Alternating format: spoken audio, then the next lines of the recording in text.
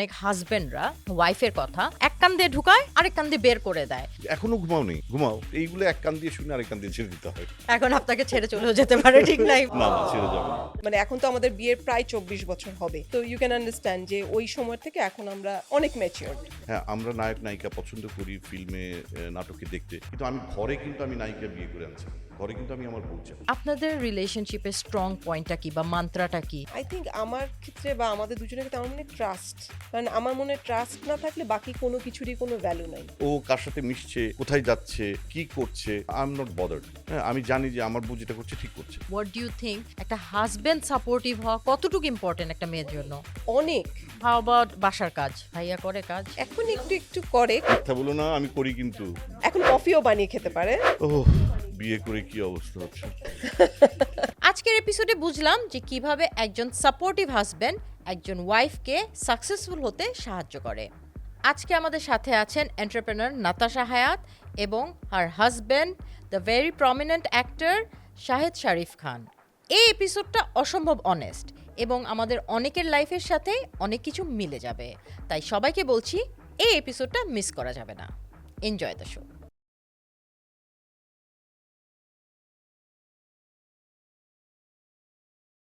আসসালামু আলাইকুম নাতাশা আপু, শাহেদ ভাইয়া, welcome to the Simra Khan podcast. Thank you so much আমাদেরকে ইনভাইট করার জন্য। কেমন আছেন? খুব ভালো। আপনি কেমন আছেন? খুব ভালো।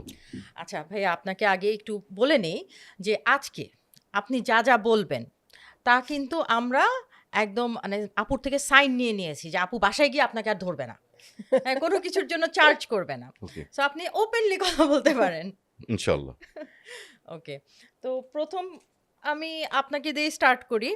আপুকে আসলে আমি অনেক দিন ধরেই চিনি, আর আপুর সাথে আমার এমনিতেও আপুর যে বিজনেসটা আছে, বুটিকটা আছে, সেখানেও যাই। আপুও আমার কাছ থেকে অনেক প্রোডাক্ট মাঝে মাঝেই নেয়। সো আপুর সাথে আমার এমনি অন অ্যান্ড অফ কথা হয়। আপনাকে আমি কিন্তু ফার্স্ট টাইম কথা হচ্ছে এবং দেখছি। আপনি কি কি প্রোডাক্ট সেল করেন আমি জানি না তো।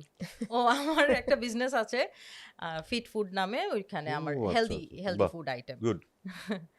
সো আপনারা দুজনে অনেক ফিট, তো ওইটাও একটা কারণ আপনাদের দুজনকে একসাথে আনা।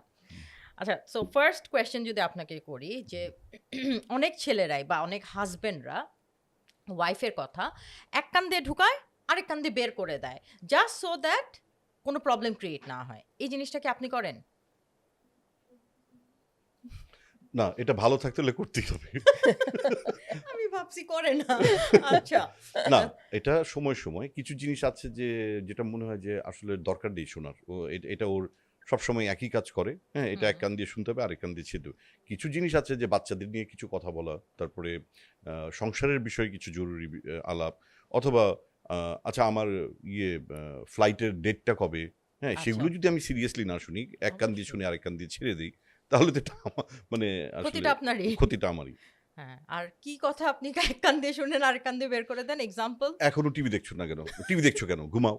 হ্যাঁ, এখনো টিভি দেখছো কেন? ঘুমাও। আচ্ছা, আ কানের মধ্যে হেডফোন দিয়ে কি মোবাইল, মানে আমি চাই না যে ওর ডিস্টার্ব হোক। হ্যাঁ? যে আমি হয়তোবা একটা নিউজ দেখছি, দেখছি। এখনো ঘুমাওনি? ঘুমাও। তো এইগুলো এক কান দিয়ে শুনে আরেক কান দিয়ে ছেড়ে দিতে হয়। বুঝতে পারছি। আচ্ছা, এখন দুজনের কাছেই প্রশ্ন করি যে বিয়ের প্রথম ৫ বছর সময় যখন ঝগড়া হতো, সেটা এবং এখনকার ঝগড়ার মধ্যে ডিফারেন্স কি? মেইন ডিফারেন্স কি? আমি বলব? দুজনকেই জিজ্ঞেস করছি, একজন একজন বলতে পারেন। আপু বলতে না, পারেন। আমার কাছে যেটা মনে হয় আচ্ছা। ৫ বছর সময় যেটা হতো সেটা আসলে আমরা আসলে একটা মানুষ ২ টা জায়গা থেকে আসে তো সেট হতে টাইম লাগে। ওই সময়ের ঝগড়াগুলো একরকম ছিল। আ আর এখনকার ঝগড়াগুলো অনেক ম্যাচিউর ঝগড়া। হ্যাঁ? এখন হয়ে যায় একটা টাইমে ঝগড়া, প্রত্যেকটা সংসারই সবারই হয়। আ এটা না হলে, ঝগড়া না হলে আমার মনে হয় যে এই সংসারের প্রতি মনে হয় কারো দায়বদ্ধতা নেই। হুম, হুম। হ্যাঁ? ঝগড়া মিনস যে আ এখনো অ্যাটাচমেন্ট আছে। এখনো অ্যাটাচমেন্ট আছে। আমি কেয়ার করি। হ্যাঁ? এই কারণেই আমার ঝগড়া হচ্ছে। ওর এমন কিছু বিষয় আছে যেগুলো আমার খারাপ লাগছে। হ্যাঁ? আমার কিছু বিষয় আছে ওর খারাপ লাগছে। যে কারণে আমাদের ঝগড়া হচ্ছে। আর যদি খারাপই না লাগে, তাহলে তুমি তোমার মতো চলো, আমি আমার মতো চলি। তাহলে এটা তো সংসারই না। এগ্রিড হ্যাঁ? সো 100%। ঝগড়াটার মধ্যে, ঝগড়ার পরে তারপরে মিল হওয়ার মধ্যে যে আনন্দটা, যে ভালোবাসাটা, আমার মনে হয় ঝগড়ার পরে ভালোবাসাটা আরো একটু বাড়ে। আরেকটু বাড়ে।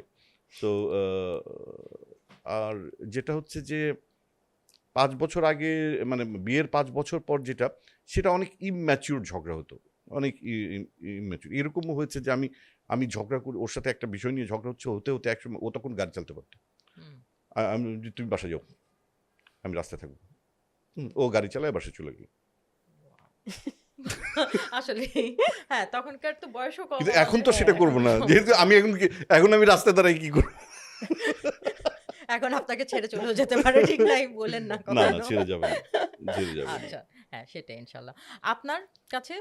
আসলে ব্যাপারটা একই। ১ম ৫ বছর তো আসলে খুব ক্রুশিয়াল টাইম।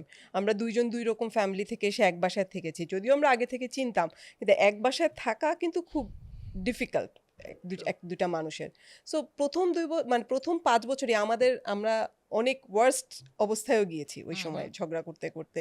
বিভিন্ন মানুষের কথা শুনতাম, এর কথা, কেউ কিছু বলল, কলিগদের মানে কথা। কলিগদের কথা, হুম, হুম, বাবা-মার কথা, শ্বশুর-শাশুড়ির কথা, মানে সব কথাই তখন গায়ে লাগতো। রাইট, এই অ্যাডজাস্টমেন্টটা হতে আমাদের অনেক সময় লেগেছে। আই থিংক সবারই লাগে। রাইট। সো ওই ঝগড়া আর এখনকার ঝগড়ার মধ্যে আসলে অনেক তফাৎ। আরেকটা পয়েন্ট জি, আমি অডিয়েন্সদের জন্য বলে দিই। জি। আমাদের ওই বিয়ের ৫ বছর পরের যে টাইমটা, ওই টাইমটা আমরা যে ভুলটা করেছি, এই ভুলটা যেন কেউ না করে। সেটা হচ্ছে ও করেছে কিনা জানি না। আমি করতাম। মনটা হয়তো খারাপ হয়ে ঝগড়া হয়েছে, মন খারাপ করে বসে আছি। হয়তো কোনো কলিগ এসে জিজ্ঞাসা করলো, "কি হয়েছে?" আমি বললাম, "আরে কেন যে বিয়ে করতে গেলাম? এত যন্ত্রণা, এত ঝামেলা।" সেই এতটুকু কথা ঠিক মেকআপ রুমের বাইরে যেয়ে ওর তো সংসার শেষ। ওর সংসার তো আজকে মারামারি করে এসছে। এই কথা ঘুরতে যেয়ে মানে একদম এসে এটা নিয়ে আবার ঝগড়া। তুমি ওকে কি বলেছো? হ্যাঁ, ও কি এখন আমাদের ঝগড়া হলো ম্যাচুরিটি এমন লেভেলে, যদি কেমন আছে? মাশাআল্লাহ, আলহামদুলিল্লাহ, এত ভালো আছি। আসলে হ্যাঁ, দোয়া করব। এবং এটা একটা পজিটিভ ভাইব কিন্তু। এক্স্যাক্টলি। এটা পজিটিভ ভাইব। মানে আমি যত নেগেটিভ কথা বলবো, নেগেটিভিটি আমার চারপাশ দিয়ে ঘুরবে। হ্যাঁ? সো আমার মনে হয় এটা আমার সংসার, আমার পার্সোনাল বিষয়। আমি এত কিছু তার সাথে শেয়ার করতে যাবো কেন? আমার ঝগড়া হবে, আমার অনেক সমস্যা হবে। সেটা একান্তই আমার ব্যক্তিগত ব্যাপার। আর ওর কাছে আমার শেয়ার করে লাভ কি? ও আমার কি সলিউশন করবে? কি প্রবলেমের মানে কি প্রবলেমটাকে কি সলভ করে দিবে? তাই না? এক্স্যাক্টলি। না, আউটসাইডারের কাছে তো একদমই বলা উচিত না, ফ্রেন্ড সার্কেলের কাছে। আমার মনে হয় বাবা-মাকেও বলা উচিত না অনেক কিছু। হয়তো। হুম। কারণ এই at the end of the day নিজেরাই সর্ট আউট করতে না, হয়। না, হ্যাঁ, ওইটাই বললাম যে মানে ছোটবেলাই বলব যখন আমাদের হ্যাঁ, বিয়ে হয়েছে। তো ওই প্রবলেমগুলো আমাদের সবারই ছিল যে জি, এই কিছু বলল, এটা কেন বলল, ও কেন বলল। আই থিংক ওই জিনিস থেকে অ্যাবসোলিউটলি। আমরা ওভারকাম করে গেছি। যে কারণে ওই ঝগড়া আর এই ঝগড়ার মধ্যে এখন আকাশ পাতাল তফাৎ। এখন ঝগড়া আমাদের নিজেদের বিভিন্ন কাজে। তখন ছিল হচ্ছে ও কেন এটা বলল, ও কেন এটা হুম, করল, হুম, তুমি হুম, কেন হুম, শুনলা। So right. ওই জিনিস থেকে আলহামদুলিল্লাহ, মানে এখন তো আমাদের বিয়ের প্রায় ২৪ বছর হবে। সো ইউ ক্যান আন্ডারস্ট্যান্ড যে ওই সময় থেকে এখন আমরা অনেক ম্যাচিউরড। অনেক হ্যাঁ। ম্যাচিউর। তো শাহেদ ভাই, আপনাকে আমি একটা প্রশ্ন করব। সেটা হচ্ছে, একটা কাপলকে সাপোজ আপনি দেখলেন। ওদেরকে আপনি বলবেন যে, "তুমি বিয়ে করতে হলে তোমার এই ৩ টা জিনিস অবশ্যই দেখা উচিত।" সেই ৩ টা জিনিস কি হবে বিয়ের আগে? বিয়ের আগে ৩ টা জিনিস দেখতে হলে, যেটা আমি আমার ফ্যামিলির আদর্শ থেকে শিখেছি, সেটা হচ্ছে যে ১ম এই হচ্ছে হলো শিক্ষা। আ তারপরে ফ্যামিলির প্রতি প্রতি আ ভালোবাসা আছে কিনা? হুম, আর ৩য়টা হচ্ছে যোগ্যতা। আমার মনে হয় এই ৩ টা জিনিস খুব ইম্পোর্টেন্ট। আ শিক্ষাটা তো ফার্স্ট, পুরো ফ্যামিলিটারই শিক্ষা থাকা উচিত। কারণ আমি আসলে, হ্যাঁ, আমরা নায়ক-নায়িকা পছন্দ করি ফিল্মে, নাটকে দেখতে। কিন্তু ঘরে কিন্তু আমি নায়িকা বিয়ে করে আনছি না। ঘরে কিন্তু আমি আমার বউ চাই। এবং আমি একটা শিক্ষিত মেয়ে চাই। রাইট। শিক্ষিত বউ চাই এবং যার ফ্যামিলিটাও শিক্ষিত। হুম, হুম। হ্যাঁ? এবং মেয়েটির অবশ্যই যোগ্যতা। আমি আমার বউ যে সারাক্ষণ রান্না করবে, সারাক্ষণ বাজার করবে, আমি এরকম বউ চাইনি এবং আল্লাহ আমাকে ঠিকঠাক মতোই মিলিয়ে দিয়েছে।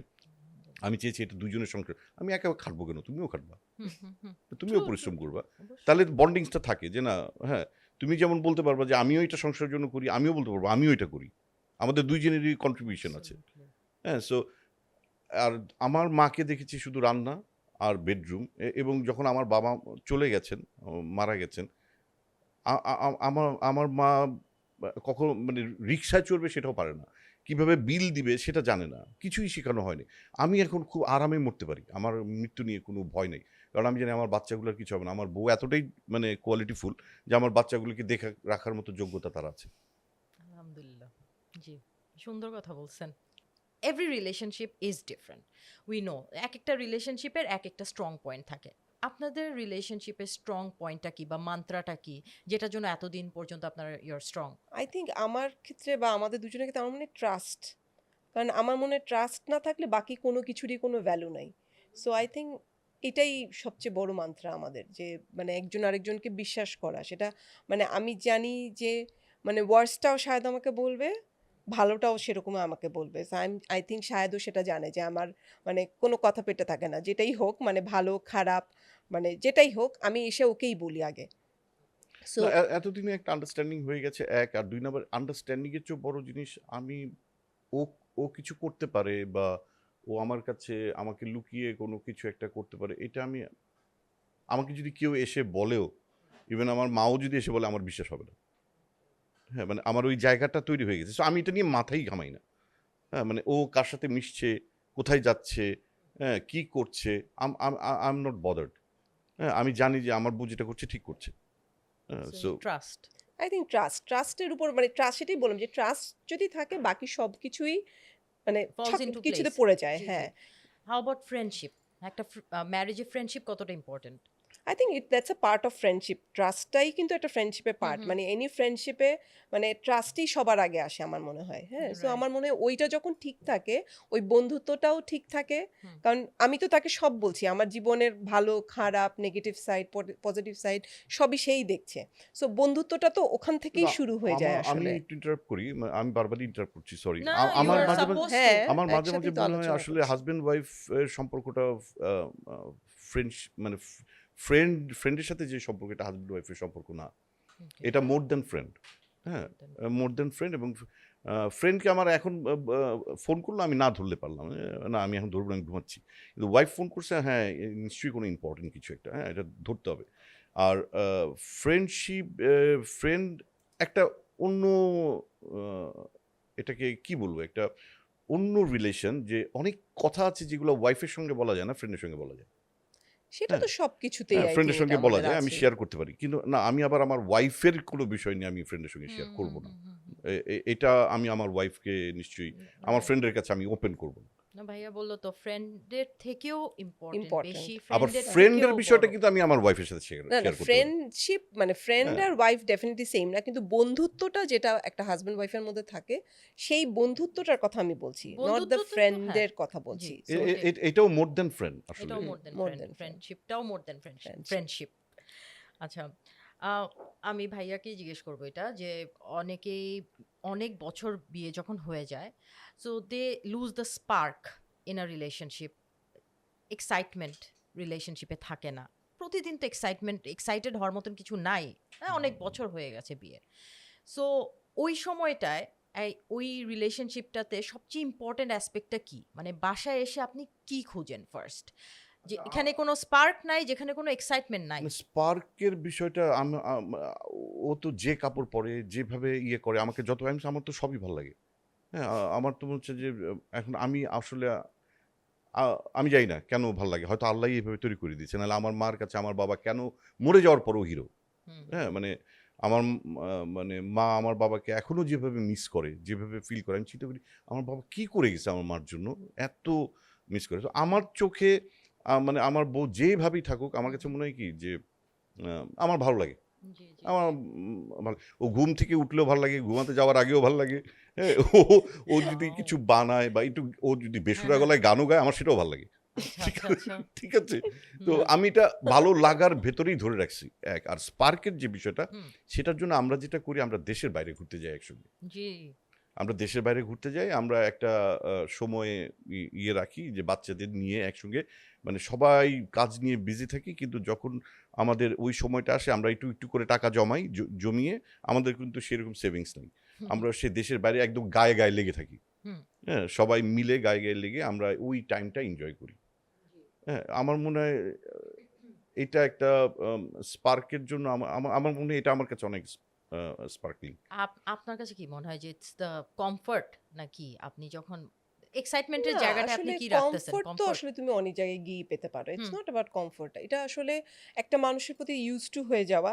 সে মানে এটা যদিও তুমি হয়তো বলবে যে ইউজড টু হয়ে যাওয়াটাও কমফোর্ট, সেটাও অবশ্যই, কিন্তু তারপর অ্যাট্রাকশন আছে বলেই কিন্তু একসাথে থাকা যায়। হুম, হ্যাঁ, এবং অনেক কিছুর জন্যই দুইজনের এই যে কন্ট্রিবিউশন একই জায়গায় এসে, হ্যাঁ, মানে সংসারে কন্ট্রিবিউট করা যে কোনো কিছুতে একজনের উপর আরেকজনের ডিপেন্ডেন্সি, মানে সব কিছুই একসাথেই কাজ করে এবং সেটা Right. থেকেই আসলে একটা মানুষের প্রতি অ্যাট্রাকশন তৈরি হয় এবং Right. সেই অ্যাট্রাকশনটা শেষ হয়ে গেলে কিন্তু ডেফিনেটলি সেখানে স্পার্ক থাকে না।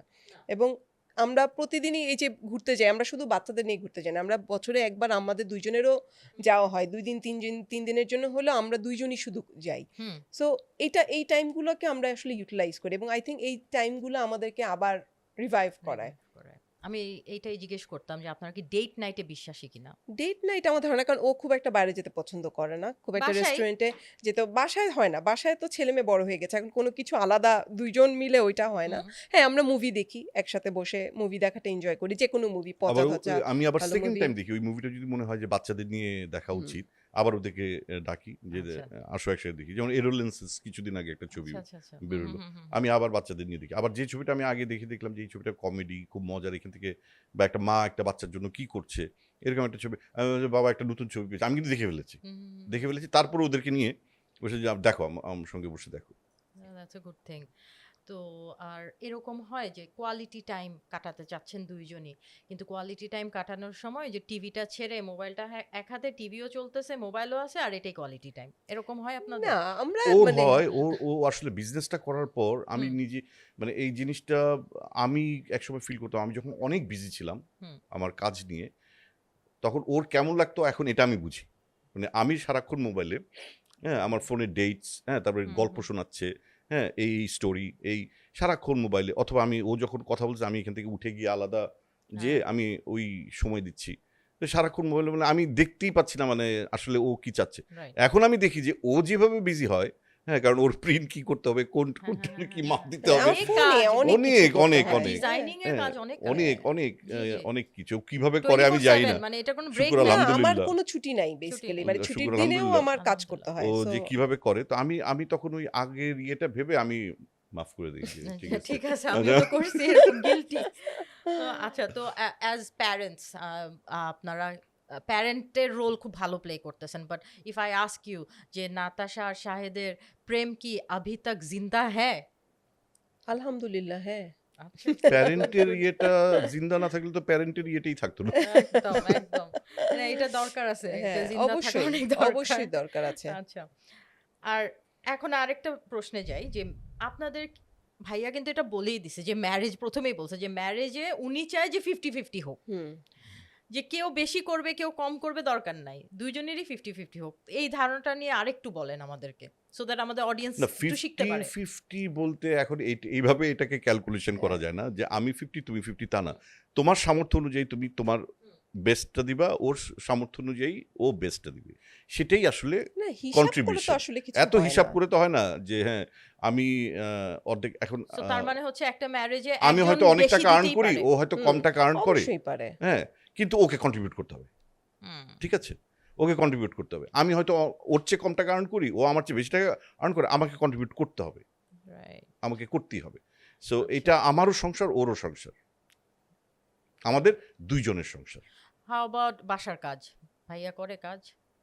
পাঠায় এখন দিলাম। একটু একটু করে, কারণ মিথ্যা আমাদের বলবো বাসায় না, আসলে আমি করি কিন্তু না, কারণ আমাদের বাসায় আসলে কোনো পার্মানেন্ট কোনো হেল্পিং হ্যান্ড রাখি না নাই, আমরা। আমাদের হুম, হুম। যারা আছে সব আসে করে চলে যায়। জি। সো আমরা করতে বাধ্য, আমাদেরকে আচ্ছা, করতেই that's হয়। good. হ্যাঁ, সো এখন খেয়ে শায়দ প্লেটটা করে। নিজে ধুতে হবে। শায়দ একসময় করতো না, শায়দ একসময় কিছুই পারতো না, ইনফ্যাক্ট এক কাপ চাও বানিয়ে খেতে পারতো না, বাট এখন ওহ, কফিও বানিয়ে খেতে বিয়ে পারে। করে কি অবস্থা হচ্ছে। এখন সবই করে। আমরা মোটামুটি বাইরের মতো লাইফস্টাইলেই চলি, আমাদের রান্নাবান্না করা থাকে ফ্রিজে 2 দিনের, এরকম নিজেরা that's গরম good. করে খাচ্ছি, আমাদের বাচ্চারাও নিজেদেরটা নিজেরা গরম করে খাচ্ছে, নিজেরাই নিজেদের নাস্তা তৈরি করে বিয়ে বানিয়ে করলে বানিয়ে ভাই চা খাচ্ছে। বানাতে হবে, প্লেট মাজতে হবে, হ্যাঁ, বুঝছেন? রান্না করে খাওয়াতে ধুয়ে পারলে রাখতে তো হবে, আরো ভালো। মাঝে মাঝে বিছানাও হ্যাঁ। গুছাতে হতে পারে। হ্যাঁ, ডিম ভাজি Definitely. এগুলো করতে হতে ডিম পারে। ভাজিটা পারি না হ্যাঁ, এখনো, এখনো পারে না। পেঁয়াজ না, না। মরিচ কিভাবে কেটে আমি জানি না আমরাও এগুলো। কোনোদিন করিনি। আমরা কি বিয়ের আগে কোনোদিন করেছি? না, কিছুই না, পারি না। না, আমি রান্না পারি না বলবো না, বাট আমি রান্না করতে পছন্দ করি না। আমার ভালো লাগে না রান্না আচ্ছা। করতে। সো যখন করি তখন চেষ্টা করি আরকি একটু টুকিটাকি করতে। কিন্তু রান্না নিয়ে আমাদের কোনো সমস্যা নাই। কারণ শায়দও খাওয়া নিয়ে অতটা Particular ঝামেলা না। করে না। সো আচ্ছা। ওগুলা নিয়ে আমাদের খুব একটা ঝামেলা হয় না। আপনার ফেভারিট খাবার কি? আলু ভর্তা ডাল। আমি জানতাম এটা বলবেন। এই আমি 2টা কেন পারি জানি জানতাম এটা বানাতে। বলবেন। না, আচ্ছা, আমি আমি আমি আপুর যেমন রান্না সিম্পল আমার হ্যাঁ। খাওয়াও সিম্পল। মাঝে মাঝে বিরিয়ানি খুব ভালো লাগে, তবে এটা মাঝে মাঝে, নট মানে এভরি টাইম। আপুর কোন রান্নাটা ভাল লাগে? এটা খুব কঠিন প্রশ্ন, ও কারণ তো কিছুই রান্না করে না। ও না স- টুকটাক না করলেন তো, করেন না? না আমি তো কিছু না রাঁধতে আপু পারি না। আপু ও যেটা করে। ও আমার যেটা রান্না- করে ও স্টেক খুব ভালো বানায়। স্টেক খুব ভালো বানায়, তারপরে মাঝে মাঝে যে মাশরুমের এটা কি বানাও যেন, গার্লিক গ্রিল মাশরুম। মাশরুম, হ্যাঁ গ্রিল গার্লিক মাশরুম, মাশরুম এগুলো গ্রিল খুব করি। ভালো বানায়। হুম। আলু ভর্তা যদি বানাতে দেই, আলু অথবা ভর্তা ভালো বানাতে পারি, এরকম চ্যালেঞ্জ দিও না। আলু ভর্তা আপনি বানান? আমিও পারি না, আমিও পারি না। না না বানাতে পারি, বললাম যে ওই যে আমার রান্নার ওনার প্রতি কোনো ইন্টারেস্টই শখই নেই। নেই, একদমই রান্নার শখ নেই। হুম, ওকে। আচ্ছা, তো এখন আমরা ঘর সংসার অনেক কিছু করলাম, এখন আমরা একটু ক্যারিয়ারের দিকে আসি, বিকজ আপু ইজ ডুইং অসম জব। আপনার যে বুটিকটা আছে Iris, have I pronounced it right? Irises Irises. Irises এর ব্রাঞ্চ আমরা জানি যে বনানীতে একটা আছে, সেটাতে একটা ইনসিডেন্ট হয়েছিল। সেটা সম্পর্কে একটু বলতে পারেন? এটা একটা মানে আমার একটা অন্ধকার সময় বলতে পারো। এপ্রিলের 15 তারিখে আগুন লেগেছিল আমাদের বিল্ডিংটাতে। আল্লাহর অনেক অশেষ রহমত যে আমার ফ্লোরে কিছু হয়নি, বাট বিল্ডিংটার উপরের দিকে 4-5টা ফ্লোরে আগুন লেগেছিল। সো বিল্ডিংটা পুরাটাই বন্ধ হয়ে গিয়েছিল। সো গত 3 মাস বন্ধ ছিল। সো এই এতদিন ধরে বিভিন্ন পপ আপ করে করে বিজনেসটাকে বাঁচিয়ে রেখেছে, কারণ আমার ফ্যাক্টরিতে এই মুহূর্তে প্রায় 50-60 জন লোক কাজ করে। সো এদেরকে আমার বেতনও দিতে হবে, আমার ফ্যাক্টরি ভাড়া দিতে হবে, সবই তো আমাকে করতে হবে। সো আমাকে যেভাবেই হোক সেল করতে হবে। সো আমি বিভিন্ন পপ আপ করে আমি এতদিন ধরে চলেছি। এখন ফাইনালি আমরা একটা নতুন স্টোর আবার ওপেন করেছি বনানী 12 নম্বরেই। সো তোমার কাস্টমাররা যদি যেতে হ্যাঁ, চায়, হ্যাঁ, হাউস অবশ্যই। নাম্বার 157 রোড 12, সো আপনারা অবশ্যই আসবেন। And what you're wearing is also your design, হ্যাঁ। I love it. Thank you so আমার মাচ। মনে হচ্ছে এখনই গিয়ে আমি নিয়ে আসি। Please do. খুবই সুন্দর, অ্যান্ড দ্য কালার কম্বিনেশন আপনাকে Thank অনেক you. সুন্দর লাগছে। Thank you so much. তো আপনার এখানে অফিস গোয়িং আমার কাপড়গুলো আসলে সবকিছুই- প্রিমিয়াম এভরিডে ওয়্যার বলতে পারো। Everyday হ্যাঁ, wear। যেগুলো আমি ইউজুয়ালি খুব পার্টি ওয়্যার করি না। আমার কাপড়গুলো আসলে একটু প্রিমিয়াম ওয়্যার। এগুলা তুমি চাইলে অফিসেও পরতে পারো, এটার সাথে একটু অ্যাক্সেসরিজ অ্যাড করে তুমি এটা একটা দাওয়াতেও পরে যেতে পারো। বাট আমি খুব বিয়ের কাপড় টাপড় ওইরকম টাইপের কিছু করি না। রেগুলার ওয়্যারই আমি আসলে স্পেশালি ওইটাই করি। চায় আসলে এখন হ্যাঁ, কারণ সবাই। অনেক পাওয়া যায় party wear. Regular Party ওয়্যারটা wear। একটু ডিফিকাল্ট। বেসিক্যালি Very ওখান থেকেই কাজটা শুরু করেছিলাম। প্লাস আমি নিজে যেরকম কাপড় পরতে পছন্দ করি, আমি আসলে ওই টাইপটাই, ওই জিনিসটাই আমি চেষ্টা করি আমার দোকানে দিতে। ওকে। আচ্ছা ভাইয়া, আপনাকে তো প্রশ্ন করতেছি এরকমই যে ডক্টরকে বিয়ে করে, হুম। অ্যাক্টরকে বিয়ে করে, তা আপুকে বিয়ে করলেন যে আপনি?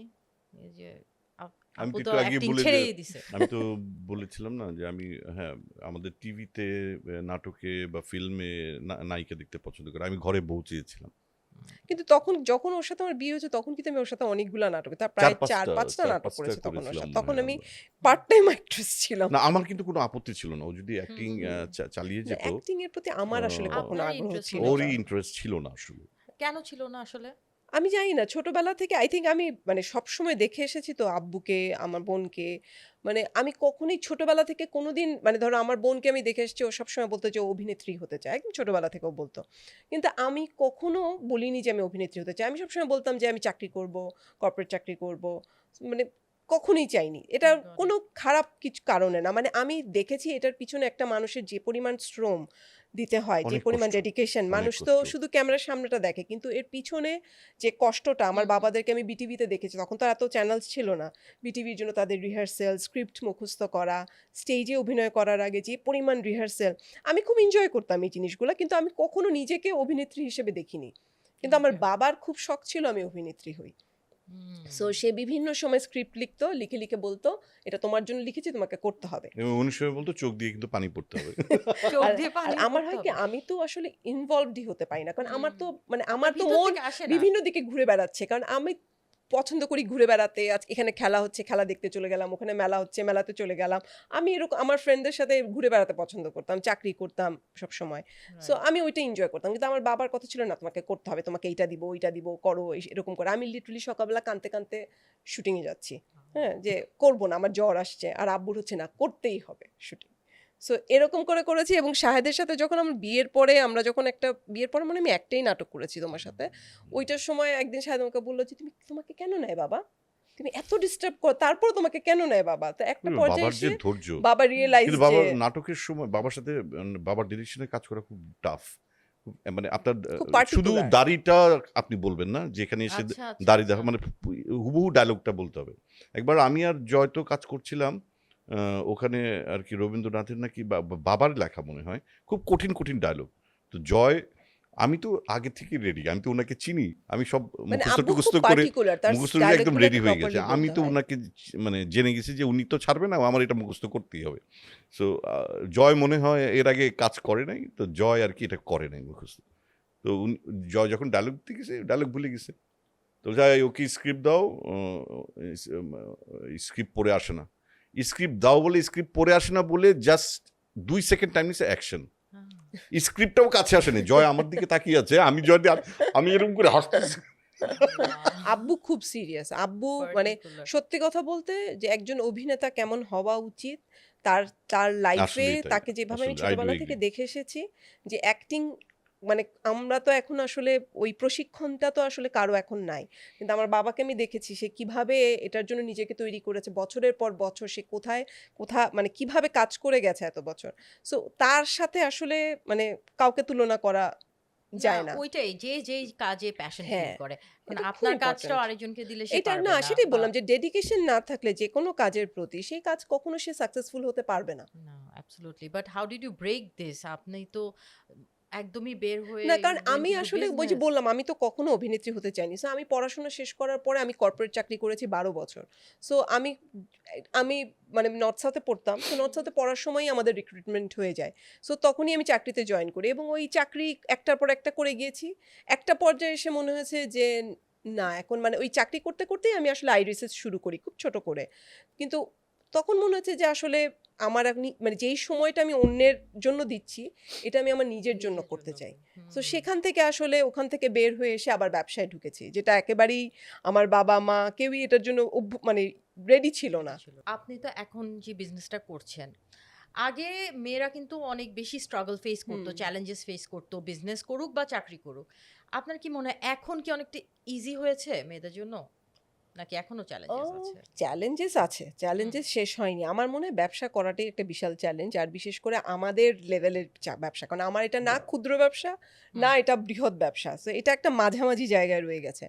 আর চাকরিতে চ্যালেঞ্জ আমি আমি কখনো ফেস করিনি। আমি আলহামদুলিল্লাহ ১২ বছর কর্পোরেট চাকরি করেছি। আমার আজ পর্যন্ত কোনো খারাপ এক্সপেরিয়েন্স নাই। আমার একটা খুব সুন্দর একটা জার্নি ছিল। ওকে। সো তারপরে যখন ব্যবসা শুরু করেছি, প্রথম তো খুব ছোট করে আসলে শুরু করেছিলাম। একটা ১০০ স্কোয়ার ফিটের একটা রুমের মধ্যে আমি প্রথম আমার স্টোরটা দেই। সো ওই সময়ে আমার খুব একটা সমস্যা হয়নি। কিন্তু যত বড় হয়েছে, বড় হওয়ার সাথে সাথে সমস্যাগুলো তৈরি হয়েছে। ধরো যারা কাজ করে তাদেরকে রাখাটা বহুদিন, কারণ এরা কি হয়, এরা যেখানে একটুখানি বেশি বেশি পায়। পায় তারা সেখানে চলে যায়। সো এদেরকে রেখে দেওয়াটা একটা বড় সমস্যা ফেস করেছি।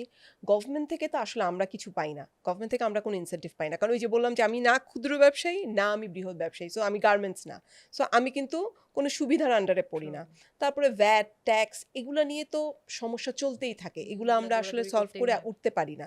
সো মানে এই ধরনের সমস্যা তো আছেই। তারপরও অনেক জায়গায় যখন আমাদেরকে যেতে হয়, বিভিন্ন ধরো এই গভর্নমেন্ট ইসের জন্য যেতে হয়, সব জায়গাতেই ওয়েট করতে হয়, অনেক রকম কিছু ফেস করতে, অনেক কিছু আসলে এটা ডিটেইলে বলে লাভ নেই। বাট চ্যালেঞ্জেস আসলে শেষ হয়নি। চ্যালেঞ্জেস এখনো আছে। তবে ওর স্ট্রাগলের হুম। পিছনে আরেকটা জিনিস আমি বলবো, যেটা হচ্ছে যে একটা ভালো কোম্পানি যে কত ইম্পর্টেন্ট। যেমন ওর যে পার্টনার হুম। লোপা, আমি আমার চোখে দেখা একটা দারুণ মানুষ, খুব ভালো মানুষ।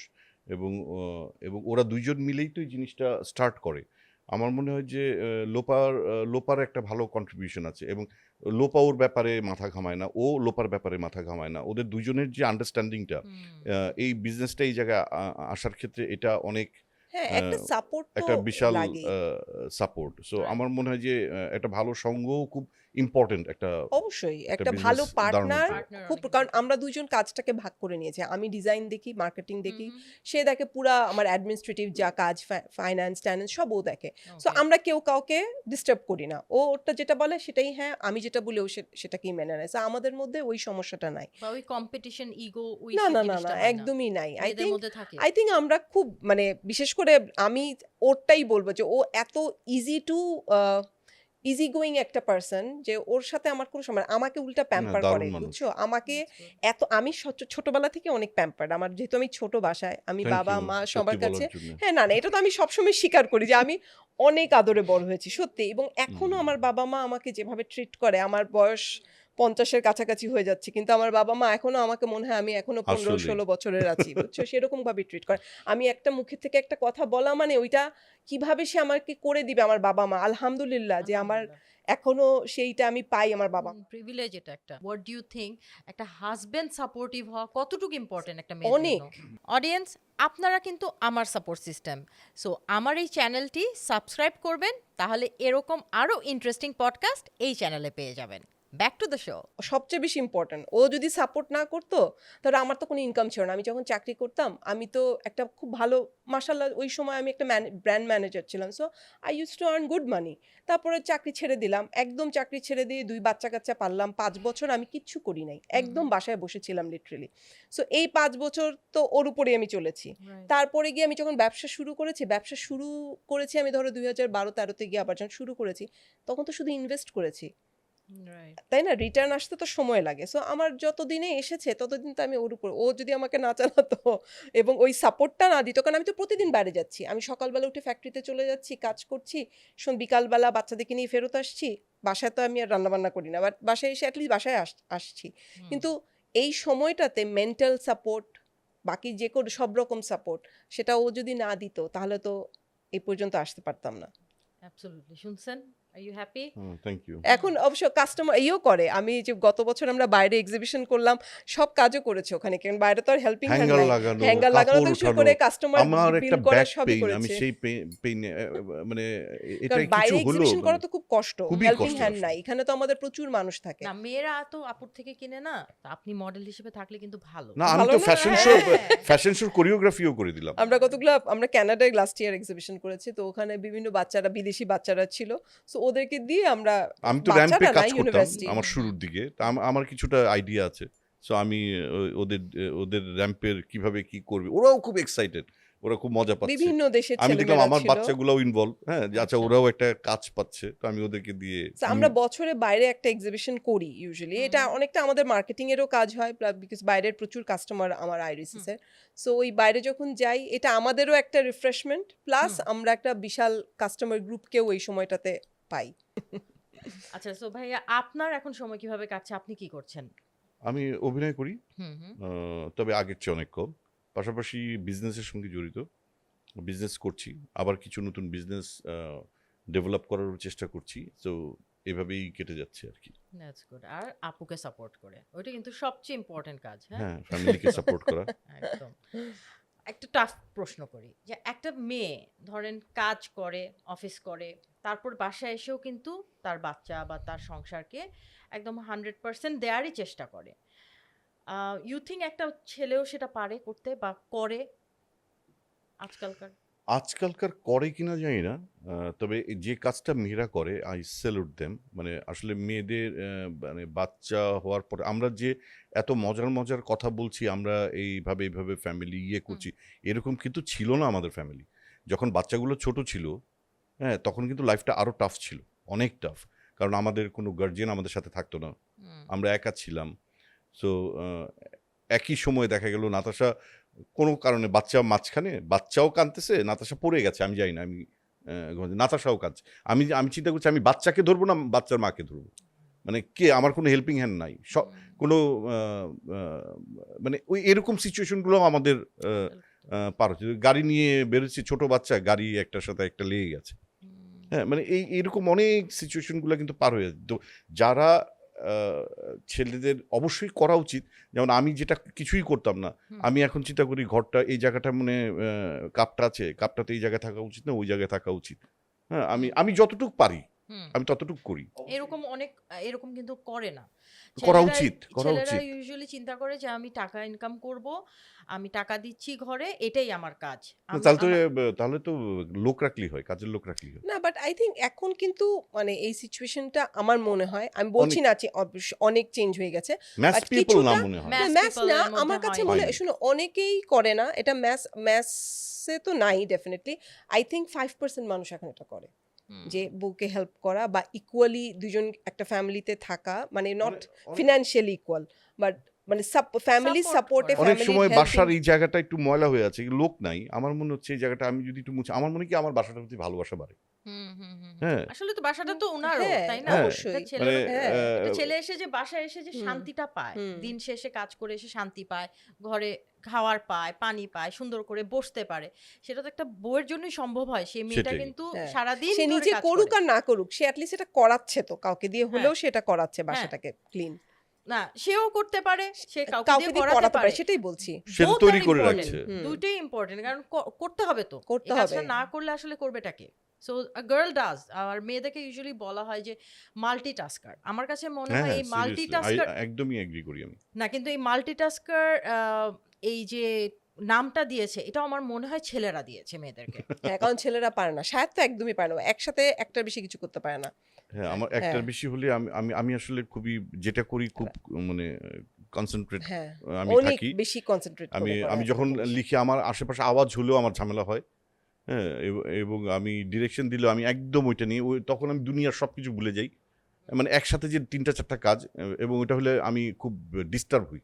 জি, মানে জি। একেকটা মানুষের একেক রকম ক্ষমতা থাকে।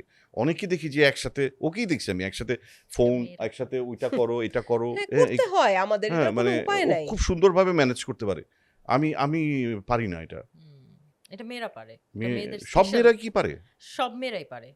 সব মেয়েরা মানে পারে এটা। পারতে হয় আই পারতে গেস, হয়। আমাদের যে ওদেরকে আসলে ধরনের বড়, সিচুয়েশন হয় আমাদের আমাদের কোনো অপশন দেশেও বড় করা হয় ওইভাবে করে যে তোমার সবই তো পারতে হবে। সবই পারতে হবে, এক্স্যাক্টলি সবই পারতে এখন হবে। ছেলেদেরকে এভাবে বড় করা হয় না। হুম। মারা ইউজুয়ালি ছেলেদেরকে কিছুই শিখায় না। এটা that's a big things. I would say যে আপনারও কিন্তু একটা আমি ছেলে চেষ্টা আছে। করি আমার হ্যাঁ। ছেলেকে শিখানোর। হুম। মানে আমার মেয়ে খুব রাগ করে যদি কোনো কিছু ওকে বলি আর ওকে ছেলেকে করতে না বলি, ওকে কেন বলছো না? কিন্তু আমি বলি, আমার কাছে মানে ছেলে মেয়ে আলাদা না, আমার কাছে তারা দুজন আমার দুই সন্তান, এবং যে কোনো কাজ, সেটা এই যে প্লেট ধোয়া যেটা বললাম, যে খাওয়ার পরে প্লেটটা ধুবে ছেলে বলে ধুবে না তা না, ওকেও বলা আছে, ও কিন্তু নিজের নাস্তা নিজে বানিয়ে খায়। হ্যাঁ, নিজের হ্যাঁ, নিজেরা বিভিন্ন কিছু লাঞ্চও বানাচ্ছে, বানাচ্ছে, নিজে লাঞ্চ ডিনারও বানাচ্ছে, করছে। খাওয়া কম করছে। সো আমি শিখানোর চেষ্টা করছি। যেমন সকালবেলা উঠে আমার খুবই স্ট্রিক্ট একটা হচ্ছে যে সকালবেলা উঠে স্কুলে যাওয়ার যে করো বিছানাটা করে যাবে। করাতে পারি না বেশিরভাগ দিনই, কিন্তু এটা করতে হবে। ইটস আ ভেরি গুড আর হ্যাবিট। আমি বলি ফ্যান লাইট অফ করতে হবে। সো এই জিনিসগুলো আসলে খুব এটা বেসিক, এটা আপনি না, এটা আপনার বাবাও বলছে, ওনার বাবাও না আর খুব বলছে। বেসিক থেকেই তো আসলে ও শিক্ষাটা করে শুরু না, হয়, অনেক সময় তাই আমি না? যেয়ে করি, দেখি যে হুম। চলছে আমি অফ করে আর দিয়ে আসলাম, ঘুম চেক থেকে করি। উঠানোর সবচেয়ে বেস্ট উপায় হচ্ছে ফ্যান বন্ধ করে দেওয়া। এসি বন্ধ করে দেওয়া। হ্যাঁ, এটাই এই করে যে বাবা বলে মারা। করে। আচ্ছা আপু, আপনাকে লাস্ট একটা প্রশ্ন করব ক্যারিয়ার রিলেটেড। এটাই যে আপনার তো হাজবেন্ড মাশাআল্লাহ হি ইজ ওয়ার্কিং। আপনি কাজ না করলেও হতো।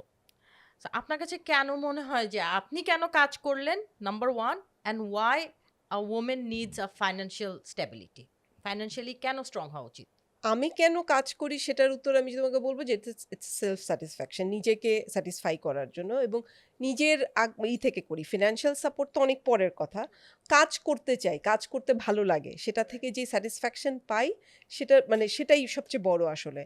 আর মেয়েদের ফিনান্সিয়াল মানে থাকাটা খুবই জরুরি আমার কাছে মনে হয়। সেটাতে একটা মানুষের যে কনফিডেন্স বাড়ে, সেটাই তাকে গ্রো করতে হেল্প করে। হ্যাঁ, যে আমি আরেকজনের, অবশ্যই আমার হাসব্যান্ড আমাকে চালাতে পারছে, আমাকে হাত খরচ দিচ্ছে। কিন্তু নিজে যখন তুমি সেটা করতে পারো, সেটার একটা আলাদা ভ্যালু আছে, বা নিজের প্রতি নিজের একটা ভালোবাসা তৈরি হওয়া, যেটা থেকে আমি নিজেকে স্যাটিসফাই করছি। আই থিংক এটা ভেরি ইম্পর্টেন্ট। না, আগে যেমন আমাদের বাবা-মার কি হতো? আমার বাবা যে টাকা আমার মার হাত খরচ দিত, সেখান থেকে মা হয়তো জমিয়ে বাবাকে একটা গিফট দিত। ও কিন্তু ওর কামানো টাকা থেকে আমাকে গিফট দেয়। এবং আমার সব দামি, দামি জিনিসগুলো কিন্তু ওর দেয়া। আমার মোবাইল, আমার সানগ্লাস, এবং বেশ দামি, দামি। আমি বাহ! শপাহলিক And বউ you're পেয়ে- happy, না, right? না, আমি হ্যাপি যে কারণ আমার বউ কাজ শপাহলিক করে, বউ পেয়েছে। আমার বউ তো কাজ করে দেখে আমাকে সুন্দর, সুন্দর জিনিস গিফট করে। হ্যাঁ, So, এটাই। এইজন্য আমি বলব সব হাসব্যান্ডকে যে বউদের কাজ করতে না, দিন। তবে মেয়েদের কাজ না। করা অবশ্যই জরুরি। ইভেন আমি আমার মেয়ের জন্য এই দৃষ্টান্ত রেখে দিতে চাই যে একটা মেয়ে, সে তুমি মেয়ে বলে তুমি শুধু বিয়ে করে তুমি সংসার করবে তা না। এটা তার জন্য একটা এক্সাম্পল যে মা হচ্ছি, সংসারও চালাচ্ছি, কিন্তু আমি কাজও করছি, এবং কাজটা হচ্ছে নিজের আইডেন্টিটি ক্রিয়েট করা, নিজের আইডেন্টিটিটাকে আরো স্ট্রং করা, আমার কাছে মনে হয়। Absolutely. আমাদের অডিয়েন্স যারা শুনছে, আমাদের বেশিরভাগই মেয়েরাই শুনে। আর And এখন তো মেয়েরা সবাই কাজ করে এবং এত ভালো লাগে এই যে হ্যাঁ। অনলাইনে আপনি ফেসবুকে যদি যেখানে সবাই ওদেরকে কাজ যদি করে। কিছু টিপস দিতে চান যে সাপোজ না, একটা আমি মেয়ে আপনার আমি টিপস কথা দেওয়ার শুনছে কেউ নাই, এত এক্সপার্ট না হয়ে যায়নি, বাট আমি বলবো শুনছে যে আপনার কাজ কথা যে করুক, সবাই মনে কাজ করে যে করুক। কালকে ও কিছু একটা করতে চায়, একটা মেয়ে এবং কিছু একটা করতে চায়। সবচেয়ে বড় কথা হচ্ছে কোনো কাজই ছোট না, হ্যাঁ, যে সেটাই। কোনো কাজ দিয়ে সে শুরু করতে মেয়েটা পারে। করতে কিন্তু চাইলে তো হবে না, তার বাবা মাকেও বুঝতে হবে, তার হাজবেন্ডকেও বুঝতে হবে, আমার মনে ফ্যামিলির হয় সাপোর্টটা খুব ইম্পর্টেন্ট। আগের থেকে যুগ তো পাল্টেছে। একটু হ্যাঁ, কারণ পাল্টেছে, ধরো এটা আমরা ঠিক। এবং আমি ফেসবুকে বলবো যে ঢুকলে মেয়েটাকে সাপোর্ট করেন, যে মেয়েটা ভালো গান গাইতে পারে তাকে একটু গান গাইতে দেন। হ্যাঁ, তা তো আমাদের আগে অবশ্যই। পাশে রেয়াজ হতো, সা রে গামা, এখন শুনি না। জি। আমি গিটার শিখতাম ছোটবেলায়, আমার বোন সারে গামা শিখতো। তো এখন এই কালচারটা উঠেই যাচ্ছে, বা যে শোনো না, মেয়েটি ছবি আঁকতে পারে তাকে ছবি আঁকতে দেন। শোনো হ্যাঁ, এখানে আরেকটা সমস্যা আছে, এখনকার বাচ্চারা নাচ গান শিখতেও চায় না, আমার বাচ্চারাই তো নাচ গান শিখতে চায় না। খেলাধুলা করতে চাইলে খেলাধুলা খেলাধুলা করতে করুক। চায়, আমারগুলো যেমন খেলাধুলা করতে পছন্দ করে, কিন্তু ওদের নাচ গান শেখার প্রতি কোনো আগ্রহ নাই। আপু আমাকে বলছিল যে আপুর সাথে যখন কথা হচ্ছিল, আপনার সাথে আমার কথা হয়নি, সো বলছিল যে আপনি অনেক কম কথা বলেন। তো আজকে আপনার এই পারফরমেন্সের পর আপনি তো মডেলও ছিলেন, হ্যাঁ, তো এই পারফরমেন্সের পর আপনার কাছে কিন্তু অনেক মেসেজ যাবে, অনেক কিসের? ফেসবুকে মেসেঞ্জারে অনেক টেক্সট পাইতে পারেন। সো ডিল করার জন্য, হ্যান্ডেল করার জন্য রেডি তো? রেডি, মানে সব তো নেগেটিভ না না না ইয়ে না, দেয় আমাকে। পজিটিভ যাবে এই যে পারফরমেন্স, মাশাআল্লাহ। Thank you. আচ্ছা, এখন আমরা আপু আপনারা প্যারেন্ট হিসেবে you are very involved parents, and I would just ask you some, মানে একটু ফাস্টই যাব আমরা প্যারেন্টিং এর দিকটা, কারণ আপনারা প্রথম থেকে অনেক প্যারেন্টিং এর ব্যাপারটা বলছেন যে আপনারা দুইজনে ইনভলভড, আপনারা দুইজনেই ছেলে মেয়েদেরকে প্রপার শিক্ষাটা দিয়ে বড় করার দেওয়ার চেষ্টা চেষ্টা করি। করি, জি। হ্যাঁ। আচ্ছা, সো আপনাকে যদি জিজ্ঞেস করি যে মা হিসেবে আপনি কি অবসেসিভ মাদার কিনা, আর যদি হয়ে থাকেন তাহলে 1 থেকে 10 এর মধ্যে 10 বিং দ্য মোস্ট অবসেসিভ, আপনি নিজেকে কত মার্ক দিবেন? আই থিঙ্ক আমি আমাকে 5 দিব, কারণ আমি কিছু কিছু ক্ষেত্রে খুব অবসেসিভ, আবার কিছু কিছু ক্ষেত্রে একদমই না। আচ্ছা সো মিক্সড আসলে, এটা মানে ডিপেন্ড করে কিসের ব্যাপারে হচ্ছে। আচ্ছা ভাইয়া, টিনেজার তো আপনার ছেলেমেয়েরা হচ্ছে টিনেজারদেরকে বড় করা বেশি টাফ, নাকি ওরা যখন ছোট ছিল তখন ইজি ছিল? দুইটাই টাফ। দুইটাই টাফ। ছোটবেলায় যেটা হচ্ছে যে ওদেরকে দেখে রাখা, ওদের সব অসুখ বিসুখ, তারপরে ওদের সব কিছু থেকে প্রোটেক্ট করা, এটা একটা মা বাবা যেভাবে পরিশ্রম করে, মানে আমাদের মতো সেন্সেবল মানুষগুলা, সেটা এক ধরনের টাফ ওই সময়। এবং যখন ওরা কাঁদতো, এমনও সময় হচ্ছে রাত 3টা পর্যন্ত কাঁদছে।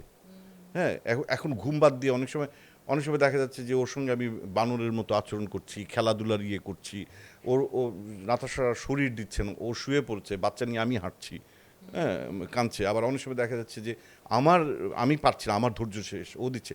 এইগুলার ঋণ আসলে পরিশোধ করা, এই বাবা মার এইসব ঋণ, বা আমাদের বেলাও নিশ্চয়ই আমাদের বাবা মারা করেছে। তো এবং টিনেজটা আবার আরেক টাফ টাইম, যেটা আমাকে ওর বয়সে এসে নিজেকে এনে বুঝতে হয় আসলে ও এটা কীভাবে ফিল করছে। হ্যাঁ, এখন আমি যদি আমার টিনেজের সঙ্গে ওকে মিলাই, হ্যাঁ, তাহলে আসলে মিলবে না। আবার আমি এখন যে এই যে না একবারে বলে দিলাম এটা করবে না, সেটাও এটা হিতে বিপরীত হতে পারে। সো অনেক কিছু এত ভেবে চিন্তে করতে হয়, অনেক সময় অনেক কথা, এত মাঝে মাঝে ইয়ে করা খুব মানে কন্ট্রোল করা খুব টাফ হয়ে যায়। কিন্তু তারপরেও চেষ্টা করি যে কোনোভাবে যেন বাচ্চাদের মাথার মধ্যে এমন কিছু না ঢুকে যে এটা কেন এইভাবে না করলো, আমি এটাই করব।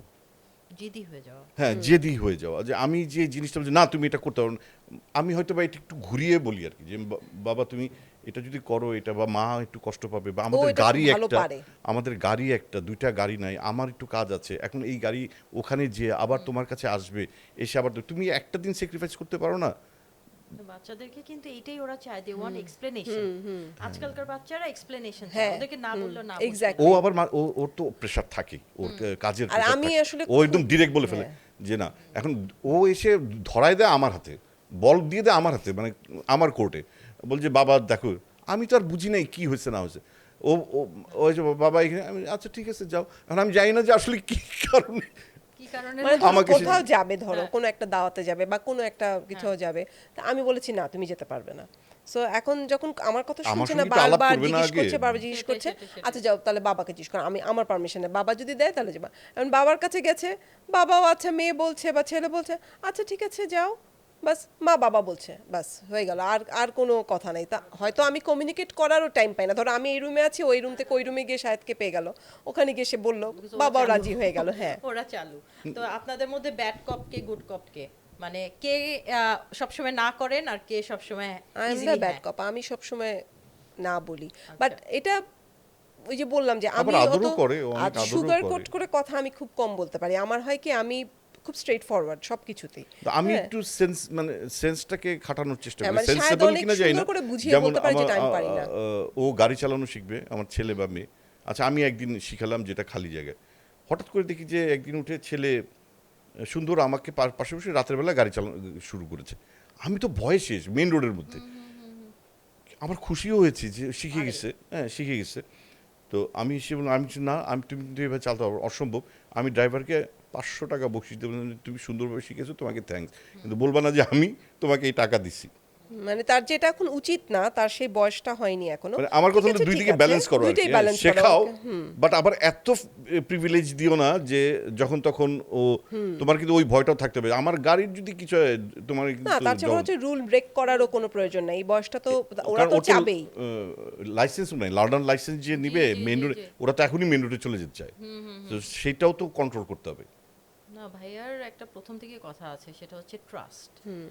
উনি ট্রাস্ট করে, তো উনি নিজেকেও নিজের জিনিসটাও জানে যে আমি এতটুকু বাউন্ডারি দিব, এই বাউন্ডারির মধ্যে এটা ও থাকলে ও it's okay। খুব ভালো পারে। আমি আবার ওই যে ধুমধাম বলে ফেলি, ধৈর্য অনেক সময় দেখা যায় মেজাজ খারাপ কোনো একটা কারণে, অফিসের সবকে ঝামেলা একসাথে, ওই বারবার এসে বলতে থাকে, ব্যস্ততা থাকলে হয়, তখন দেখা যায় এতভাবে এত হ্যান্ডেল করা যায় না, ওর যে পরিমাণ ব্যস্ততা থাকে সেই সে সুন্দর করে যে কথা বলে এটাই বেশি।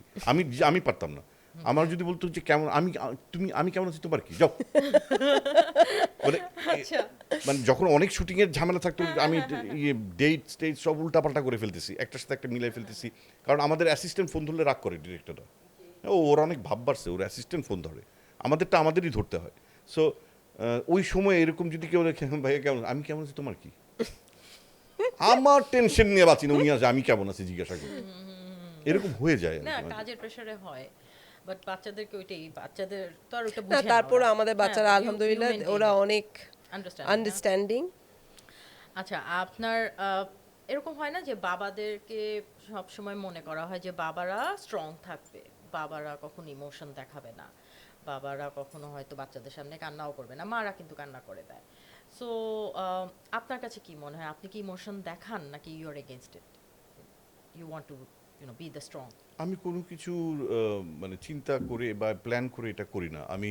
হ্যাঁ, আমি ইমোশনাল হয়ে যাই যদি আমার বাচ্চার স্কুল থেকে কোনো কমপ্লেইন আসে, আমি কান্না করে দিই বাচ্চার সামনে। হ্যাঁ, হ্যাঁ, আমি কান্না করে দিই যে আমাকে এই মানে আমি পার্টি জয়েন করতে পারতাম, আমি পার্টিতে যেতে পারতাম, আমি ওই জায়গায় আড্ডা মারতে পারতাম, আমি নিজে আর্ন করি, আমি কেন এইসব সব বাদ দিয়ে আমি কেন ফ্যামিলি, আমার কাজ শেষে আমি কেন বাসায় চলে আসি, আমি কেন যে আড্ডা দিই না, আমি আমার ফ্যামিলিটাকে ভালোবাসি। সো আমাকে যদি এইসব কথা শুনতে হয় বা এরকম কিছু আমার কানে আসে, বাবা ইচ্ছে দরকার কি এই ফ্যামিলির, তোমার মতো তুমি চলে যাও, আমার মতো আমি চলে যাই, আমরা একজন আরেকজনের মতো দেখি, আমাদের তো দরকার নেই একসঙ্গে থাকার। আর যদি থাকতে হয় আমরা একজন আরেকজনকে রেসপেক্ট করে থাকি। ডিসঅ্যাপয়েন্টমেন্টটা নিয়ে তো থাকা উচিত না। So you show your disappointment, একদম। তো ওরা বুঝে তখন, আমি মানে ডিসঅ্যাপয়েন্ট মানে এই না যে আপনি রেগে বলবেন, মানে বুঝিয়ে বলবে। হ্যাঁ, না, বুঝি। ধরো একটা সিনেমা দেখলেও একটা ইমোশনাল কিছু হলেও আমাদের কান্না আসলে হ্যাঁ, আমরা কাঁদি, কারণ ওটা লুকানোর কিছু নাই। আই থিঙ্ক সেটা আমাদের ছেলেমেয়েদের দুজনকে আমরা শিখাই যে যেটাই তুমি ফিল করবা ওই ভিতরে যেন জমিয়ে না রাখে কোনো কিছুই, সেটা ছেলেরা রাগ কিন্তু হোক, বেশি রাখে। হ্যাঁ রাগ হোক, আনন্দ হোক, দুঃখ হোক, যেটাই হোক। কারণ আমরা এটা খুব চেষ্টা করি ওদের সাথে ডিসকাস করতে, যে কোনো কিছু নিয়ে একটু মন খারাপ থাকলে 10 বার জিজ্ঞেস করি, বলো Exactly. বলো কিছু হলে। Exactly. এরা তো এখন অনেক চাপা এখনকার বাচ্চারা। বাবারাও এরকম, বাবাদেরকে আমরা ইউজুয়ালি এরকমই দেখি যে স্ট্রং, কাঁদবে না, বাইরের প্রেশার এই সেই সব কিছু মাথায় নিয়ে সে ওভাবে করে রেগে বসে থাকবে, তার সামনে যাওয়া যাবে যাওয়া না। যাবে না, So exactly. that's not also না, ওদের right. ছোট- হ্যাঁ, ছোটবেলার অবশ্যই না। হ্যাঁ, কমন that's- কাহিনী। হ্যাঁ। সো আপনার তো টিনেজারদের সাথে আমি একটা টিপস নিব, যেহেতু you have 2 teenagers at home, টিনেজারদের সাথে আসলে ফ্রেন্ডশিপ করব কিভাবে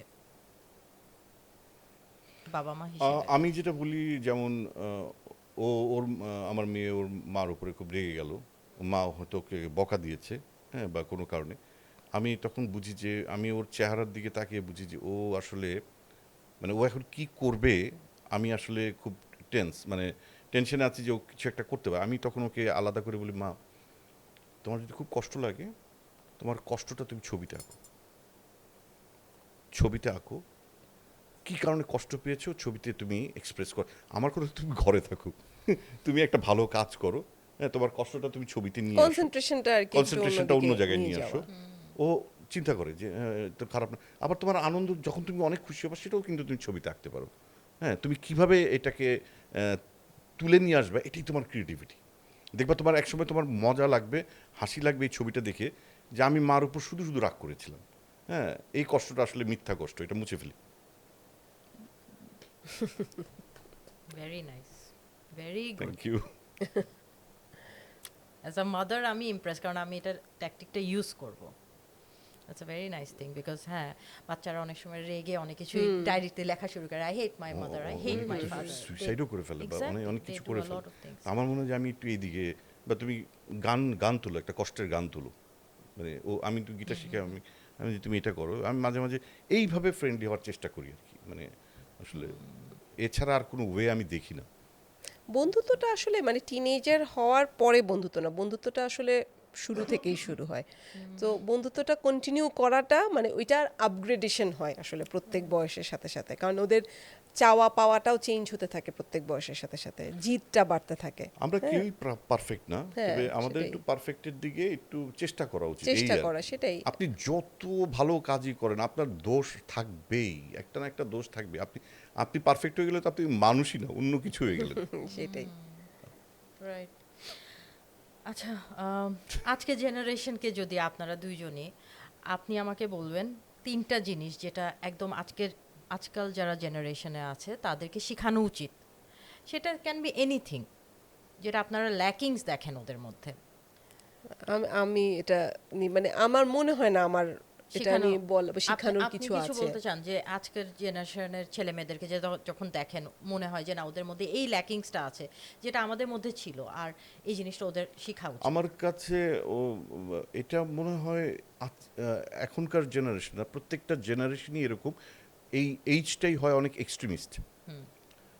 মানে ওরা যখন খেলতে থাকে শুধু খেলা খেলা খেলা, হ্যাঁ কেউ পড়তে থাকলে শুধু পড়া পড়া পড়া, কেউ যদি মানে যে যে যে ছবি দেখবে মুভি দেখবে, মানে ওদের মধ্যে ব্যালেন্সের মানে এইজটাই এমন যে ব্যালেন্স থাকে না। সো আমার মনে হয় ও বাবা মা বা ওই ছেলেটার ওই রকম সেন্সিবল যদি ওকে করানো যায় যে বাবা তুমি সবই করো, কিন্তু একটা ব্যালেন্স থাকতে হবে, রাইট। হ্যাঁ ব্যালেন্স থাকতে হবে। আচ্ছা, এরকম হয় বাসায় যে আপনি একটা রুল সেট করে দিয়েছেন বাট আপু এটা ওভার রুল করে দেয়? আমি কোনো রুল সেট করি না, সব রুলও সেট করে, আমি ওগুলোর মধ্যে হাতও দিই না। That is also a good thing for a marriage, যে আপনি কিন্তু প্যারেন্টিং না না একসাথে ও করছেন তাহলে না। তো ওকে অসম্মান করা হবে। অসম্মান করা হবে। তো বাবারা অনেক সময় করে যে বাচ্চাদের সামনে মাকে অপমান হ্যাঁ করে। করে ফেলে। আমার বাবা কি করতে দেখেছি অনেক সময়, না তুমি তুমি এটা কি বুঝো, তুমি তো তুমি এগুলো বুঝো না, এরকম কথা আমি আমার বাবাকে বলতে শুনেছি। তো আমার আমার আমার আবার মার প্রতি অসম্ভব ভালোবাসা হচ্ছিল, কিন্তু সেটা মার সামনে বলবে না। হ্যাঁ হয়তো মার সাথে ঝগড়া হয়েছে, আমাকে এই তোমার মাকে নিয়ে আসো না, মাকে কি খাবে বলো না, কিন্তু নিজে যে বলবে না, এই যে একটা ইগো, হ্যাঁ এগুলো আমরা ছোটবেলায় দেখেছি। না, এক্সপ্রেশন অফ লাভটা আসলে খুব ইম্পর্টেন্ট যে কোনো সম্পর্কে, এবং ইভেন আমাদের বাচ্চাদেরকেও যদি একদিন আমরা ওদের সামনে ঝগড়া করি তারপরে সেটা যে ঠিক হয়েছে, কারণ তারা কিন্তু সেটাতে খুব আপসেট হয়, বাচ্চারা কিন্তু খুব বেশি এফেক্টেড হয় এটাতে। সো মানে ওদের এটাও দেখো, মানে ঝগড়াটা যেমন দেখছে কিন্তু সেটার সাথে সাথে এটা খুব জরুরি, যেটা আমরা ফিল করি যে তাদের সামনে ভালোবাসাটা দেখানোরও প্রয়োজন আছে, ভালোবাসা দেখানোরও এফেকশন প্রয়োজন দেখানোর আছে। প্রয়োজন আছে, এটা খুব না তো ইম্পর্টেন্ট তাদের ভালোবাসা জন্য। শিখবে না ওরা। রাইট। এটা এবং এটা এক্সপ্রেস করা, মানে ভালোবাসা তো আছে কিন্তু সেটা এক্সপ্রেস করাটা বাচ্চাদের সামনে, যে আই লাভ ইউ বলাটাও আমার মনে হয় একটা অনেক বড় জিনিস বাচ্চার সামনে, যে হ্যাঁ বা আমি আমার হাজবেন্ডের হাতটা ধরছি, আমার ধারণা শাহের জীবনে আমার হাত ওর বা আমরা হয়তো ধরি না আমাদের বাবা মার সামনে, তো ওরা এটা ওদের কাছে খুব নর্মাল। এই নর্মাল হওয়াটা, আমরা আমাদের বাবা মাকে কয়বার আই লাভ ইউ বলি, আমরা কিন্তু ওভাবে ইউজ টু না আমাদের বাবা মাকে আই লাভ ইউ বলতে, কিন্তু আমাদের বাচ্চাদেরকে কিন্তু আমরা শিখিয়েছি রাইট হ্যাঁ যে আই লাভ ইউ ওকে বলছি, ও আমাকে বলছে ইন রিটার্নে। হ্যাঁ, এবং এটা আমাদের একটা নর্মাল যে রাতে শোয়ার সময় এসে একটা হাগ দিয়ে একটা চুমু দিয়ে বলে আমি যাচ্ছে। কপালে হ্যাঁ। একটা চুমু দিলাম, So, মাথায় একটা এই চুমু জিনিসগুলো দিলাম। আসলে এখান থেকে তো শুরু Attachment হয়, রাখা আর কি। অ্যাটাচমেন্টটাও তৈরি হচ্ছে, ভালোবাসার যে এক্সপ্রেশনটা এটা কন্টিনিউ করে সেটা থেকে আমার কাছে মনে হয়। এবং আমার মনে হয় আমি আমার বাচ্চাদেরকে যখন এটা বলা শুরু করেছি, আমার মা বাবাকে এটা বলতে ইচ্ছা করে, তখন ফিল তো করি কিন্তু লজ্জা লাগে যে এটাকে বলবো আসলে, Hesitation কিন্তু হয়। আসলে তো বলতে চাই প্রতিদিন, যেভাবে আমার ছেলে মেয়েকে বলছি আমি কিন্তু আমার বাবা মাকেও ঠিক একইভাবে বলতে চাই। That's wonderful. তো এটা জিজ্ঞেস করি আপনাকে যে আপনার বাবা আবুল হায়াত, উনি বাবা হিসেবে বেটার না নানা হিসেবে? না না, আমি তো বলি কারণ আমি খুব আমার মানে আমার দাদা দাদিকে আমি কখনো পাইনি, আমার মারা গেছেন ওনারা আমি জন্মের আগে। আমার নানা নানিকে পেয়েছি, কিন্তু আমার আম্মারা 7 ভাই বোন, সো আমরা হচ্ছে একদম শেষে, আম্মা হচ্ছে সবচেয়ে ছোট, সো নানা নানির প্রায় 40-45 জন নাতি নাতনি, বুঝছো? সো আমরা ওই রকম নানা নানির যে ভালোবাসা ওই জিনিস কখনো ফিল করিনি। তা আমি বলি যে আমার ছেলে মেয়েরা মানে আমি যা পাইনি ওরা ওই সব উসুল করে ফেলেছে, জান দিয়ে দেয়। আমি তো ভীষণ প্রায় আদর রাগ করে, করি যে ভীষণ আমি আদর করে। আমি কই, আমি কোথায় চলে গেলাম, কিন্তু মানে সত্যি মানে দে আর সো লাকি যে হ্যাঁ, তারা তাদের নানা নানিকে, grandparents থাকাটা। গ্র্যান্ড প্যারেন্টস পেয়েছে। দাদাকে বেশি দিন পাইনি, দাদিকে পেয়েছে, বাট দাদাকেও পাইনি, কিন্তু আমার বাবা মা তো মোটামুটি সব কিছু ওরাই। যেহেতু আপনার বাচ্চারা এই অনুষ্ঠানটা দেখবে, সো আপনি আপনার সন্তান, আপনাদের দুইজনকে জিজ্ঞেস করছি, আপনাদের সন্তানদের থেকে আপনারা কি এক্সপেক্ট করেন? আমার চাওয়াটা না খুব সিম্পল, আমি চাই ভালো মানুষ হোক। এক্স্যাক্টলি, আমিও। ভালো মানুষ হলে মানুষ পৃথিবীতে হওয়াটা কিন্তু অনেক খুব ইম্পর্টেন্ট, মানে ব্যাপার। পড়াশোনা, ভালো রেজাল্ট পারিপার্শ্বিক করা, রেজাল্ট করা, এগুলো অনেক অনেক পরে। নাম আর্ন করা বা অনেক টাকা আর্ন করা, উই ডোন্ট ওয়ান্ট দ্যাট। আমি কিন্তু আমার ছেলে মেয়েকে, আমরা দুজন কেউ বলি না তোমাকে Sensible ক্লাসে ফার্স্ট হতে হবে, সব সাবজেক্টে এ পেতে হবে। আমরা দুজন পড়াশোনা নিয়ে একেবারেই ওরকম না। আমার কথা হচ্ছে তুমি যেটা পড়ছো বুঝে পড়ো, কিন্তু পড়াশোনাটা করো। হ্যাঁ, তোমাকে এ পেতে হবে না সব সাবজেক্টে, কিন্তু যেটাই পড়ছো বুঝে পড়ো, মনে রেখো। সো আমার কাছে মনে হয় যে ভালো মানুষ হওয়াতে, মানে ভালো মানুষ হওয়ার উপরে আসলে আর কোনো কিছু নাই। এটা করলে বাকি সব কিছুই অটোমেটিক্যালি জায়গা মতো চলে যাবে। পশু হওয়ার চেয়ে মানে মানুষ হওয়া মানে বেটার আর কি। অবশ্যই। অ্যান্ড ফর দ্যাট আপনাদের মতো ভালো প্যারেন্টস হওয়ারও দরকার আছে। Thank you.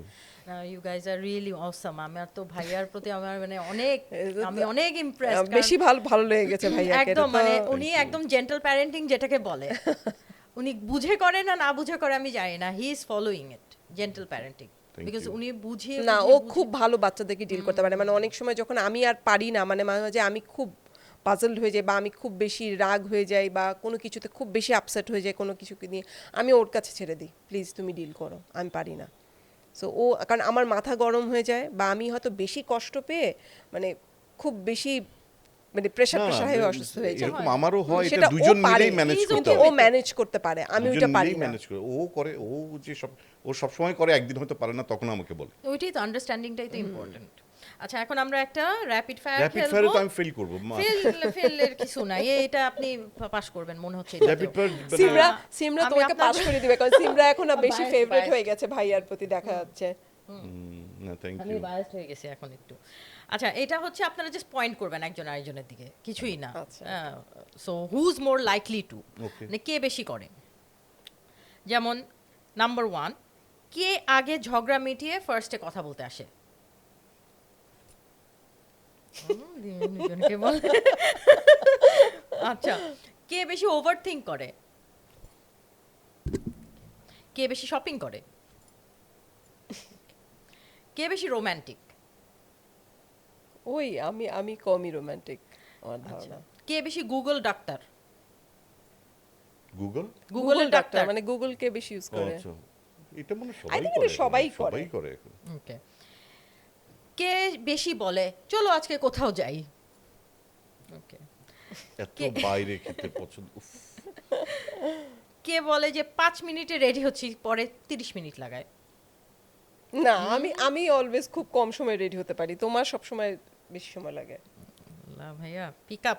আচ্ছা, আমার সময় লাগবে, আমি পড়ি কি যে আমার সময়, আমি ওর না কানে দুল preparation- পরি, না, না ready হতে লিপস্টিক না, ওর লাগাই, না কাজল preparation-এ লাগাই, time লাগে। না কিছু, আমি চুড়ি Preparation-এ পরি। time লাগে, বুঝছো? হ্যাঁ, ছেলেদের আমি অনেক ঘড়িটাও কিছু পরি আছে। নাই, আমার যদি একটা শার্ট আর একটা প্যান্ট আর একটা এটা কতক্ষণ তারপরেও লাগে? প্রিপারেশন ওর বেশি টাইম লাগে। স্কিন কেয়ার করে নাকি ভাইয়া বেশি? না। না? আর একদমই না। না কিছুই করে না। আচ্ছা বাচ্চাদের সাথে কে বেশি সফট? আমরা এটা আমরা দুইজনই ডিপেন্ডস। সফট। না দুইজনই। আমি আচ্ছা। কিন্তু নরমালি খুব একটা রাগারাগি করি না। আচ্ছা ওকে। কে বেশি হুটহাট ট্রিপে চলে যেতে পছন্দ করে? হঠাৎ করে না প্ল্যান আমরা করে? কেউই হুটহাট না ট্রিপে মনে যাই হয়। না। আমরা ইউজুয়ালি আমার কাজের জন্য আমাকে ট্রাভেল করতে হয় ভালোই। ওরও মাঝে মাঝে কাজের জন্য করতে হয়, বাট হুটহাট না, আমরা প্ল্যান করেই যাই। কারণ ধরো আমি গেলে ওর কিছু দায়িত্ব বাড়ে, ও গেলে এরকম আমার হয় দায়িত্ব যে বাড়ে। আমার শুটিং হঠাৎ করে কুয়াকাটা পড়ে গেছে। হ্যাঁ, Okay. তিন But তিন হুটহাট রাত। না, এটা এটা it's- হুটহাট it's না, এটা planned, প্রিসেট। প্রিসেটই থাকে। প্রিসেটই থাকে। আচ্ছা কে বেশি বলে আমি তো বলছিলাম এটা হবে, মানে ব্লেম গেম খেলে? না আমরা কেউই আমরা না। কেউ বলি না। ওকে। কে বেশি বাসায় এসেও ফোন স্ক্রল করতে থাকে? এটা ওর কাজের জন্য ও করে এখন। হ্যাঁ, মানে আমার আমি এক আসলে- সময় করতাম, এখন আমি কম করি। ওকে সো 24 ইয়ার্স পরেও কে বেশি একজন আরেকজনকে ইমপ্রেস করতে চায়? আমি চাই অলওয়েজ। না আমিও চাই, দুইজনই চাই আমার আমি মনে চাই হয়। Always Impress. আমার এক্সপ্রেশনটা মনে হয় একটু কম, ওর এক্সপ্রেশনটা বেশি। হ্যাঁ, ওর এক্সপ্রেশনটা কম, এটা সত্যি, কিন্তু আমি বুঝে নেই আর কি। ওইটাই তো ইম্পর্টেন্ট। হ্যাঁ, আপনি বুঝলেই হলো, আর না দুনিয়া আমি একটু কাঠখোট্টা টাইপের, বুঝছো? আমার হচ্ছে আর যে আমার তো দুনিয়াটা দিয়ে আমার- দিতে ইচ্ছা করে, কিন্তু আমি পারি না আর কি, মানে কি করবো। ঠিক আছে ভাইয়ার এই কোয়েশ্চেন অ্যানসার গুলো সুন্দর করছে। হ্যাঁ আপনি একটা নেক্সট ভালো গিফট কিনে দিয়েন প্লিজ। ভালো একটা গিফট কিনে দিয়েন। আমরা উই হ্যাভ কাম না টু না, দ্য আমার এন্ড। আমার দুনিয়াটাই হচ্ছে আমার মা, বোন, আমার ওয়াইফ, আমার শ্বশুর শাশুড়ি, আমার বাচ্চারা, এই যে কয়জন, এটাই আমার পৃথিবী। এর বাইরে আমি আর পৃথিবী নিয়ে ভাবতে চাই না। বাস। আলহামদুলিল্লাহ আলহামদুলিল্লাহ, both of you are lucky, both of you are doing absolutely মানে পারফেক্ট। আমি বলবো যে মাশাআল্লাহ দোয়া এরকমই করবেন। থাকবেন। দোয়া করো যেন আপনাদেরকে থাকতে দেখেই যাতে পারি আপনার এরকম। সন্তানরা শিখে, বিকজ আপনারাই মিরর ওদের জন্য। অবশ্যই হ্যাঁ। So thank you so much for coming to the Simra Khan podcast. I am very happy, আমার খুব ভালো লাগছে আপনাদের থ্যাংক ইউ দুজনকে। সিমরা, তুমি যে ডেকেছো আমাদের দুজনকে এবং এত সুন্দর সুন্দর মানে ইন্টারেস্টিং প্রশ্ন করেছো, যেটা আসলে আমরা ইউজুয়ালি কোথাও এভাবে Right. কথা বলিনি। সো আমাদেরও খুব ভালো আমাদেরও খুব লাগলো। ভালো লেগেছে। Thank you very much. Thank you so much. Thank you so much for watching the full video. আমাদের এই এপিসোডটা যদি ভালো লেগে থাকে তাহলে চ্যানেলটি অবশ্যই সাবস্ক্রাইব করবেন। এরকম আরও ইন্টারেস্টিং ইনফরমেটিভ পডকাস্ট কিন্তু পেয়ে যাবেন আমাদের চ্যানেলে। সবাই ভালো থাকবেন।